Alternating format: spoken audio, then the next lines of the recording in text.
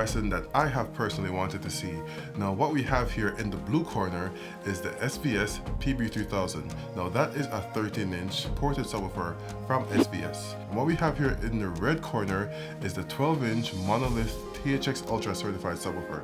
So my question to you is, do you want to see it too? Stick around. Perfect.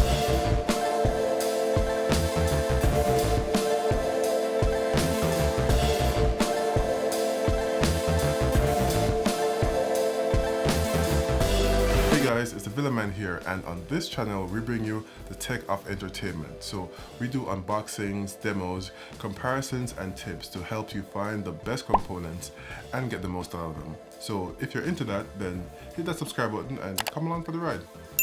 Now I feel like I need to give a million caveats before I even start this comparison.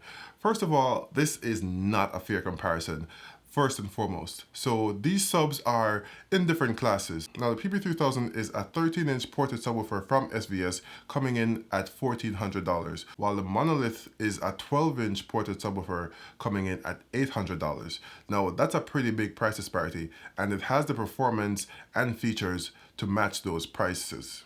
Now, if you want to find out more about these subs individually, then I've done an unboxing and overview video of both of those, and I've also done the review of the PB3000. The review for the Monolith is still upcoming, so stick around for that. Now back to the caveats. So the PB3000, the more expensive of the two, is a fully featured sub. It is digitally controlled, so it has digital controls on the back, plus you can control it from the SVS app on your phone, so you can set a lot of performance characteristics to fine-tune it to your specific room. So it has that going for it. While the Monolith is a more manually controlled sub. Now it has the dials and the switches on the back, so you can choose the performance modes and set things like the crossovers, etc. There's also a huge disparity in power. Now the Monolith comes in at 500 watts continuous and 900 watts peak, while the SVS comes in at 800 watts continuous and 2500 watts peak. There's also a difference in driver size. The PB3000 has a 13-inch driver, while the Monolith has a 12-inch driver. So that's it for the main difference. Now for some similarities. The cabinets of both are similarly sized. They are very similarly sized actually, and they're both dual ported, and they take up a lot of room in your home theater, but if you have the space, they are certainly worth the performance that they bring you. So what this comparison is that it'll be a 3 movie comparisons with the sub in the same physical space. So I'll be switching between both subs in the video, so you'll be able to hear the differences of both of them.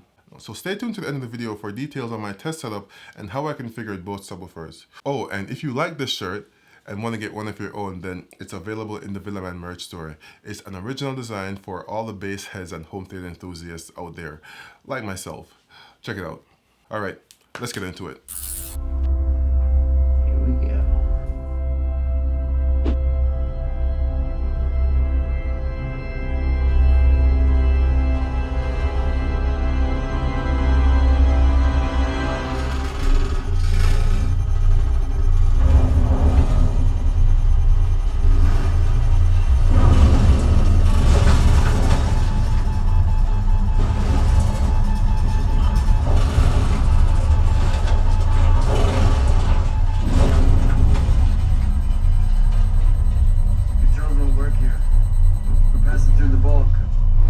Beyond our 3 dimensions.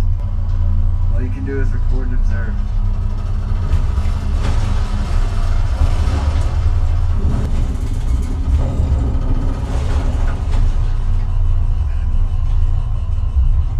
What is that?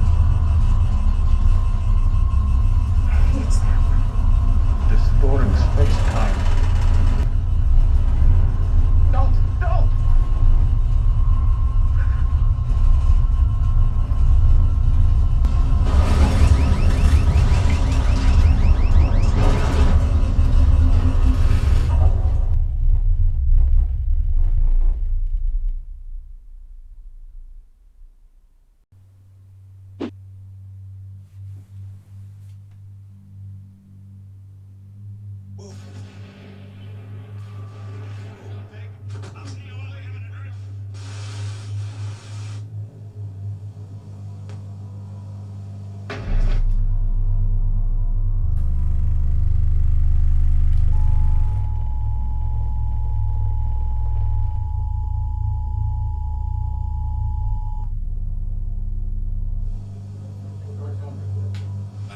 we're even on the air.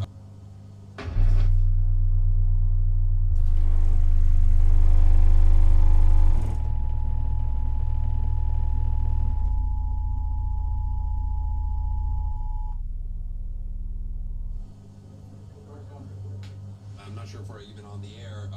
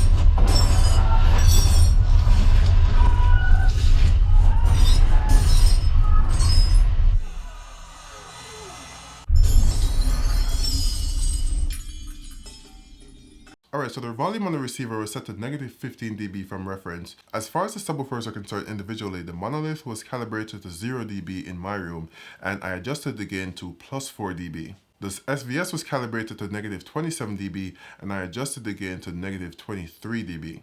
I normally run my subs +4 dB hot, and that's exactly what I did for the demo also. But as far as performance goes, both of these subs perform extremely well in a home theater setting. The SVS though is able to dig lower and punch harder than the Monolith, but the Monolith is no slouch.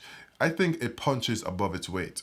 Because of the driver size and all the power it has in reserve, the SVS had a lot of headroom to spare. The Monolith performed great, but it clearly didn't have as much headroom because it was already at 0 dB by the time it was calibrated for my room. And as you adjust the gain more into the positive territory, then distortion may start to creep up. And since the SVS has a flatter frequency response down to a lower frequency, it's able to reproduce a lot more of those low frequency effects, even those subsonic frequency effects, more so than the Monolith. So that's bass that you feel more than you hear. You might also see some frames rattling on your walls, but you know, that's par for the course. So let me know what you think about this comparison. Did you love it? Did you hate it? Let me know. Also, share your thoughts about these subs individually. What do you think about them? Oh, and the music demo as well as the review for the Monolith is still upcoming. I can never say that word properly. Monolith. Anyways, those videos as well as some more videos on the LG C9 OLED. So if you haven't subscribed already, make sure to do that. Until next time, this has been your friend and neighborhood Villaman saying, peace.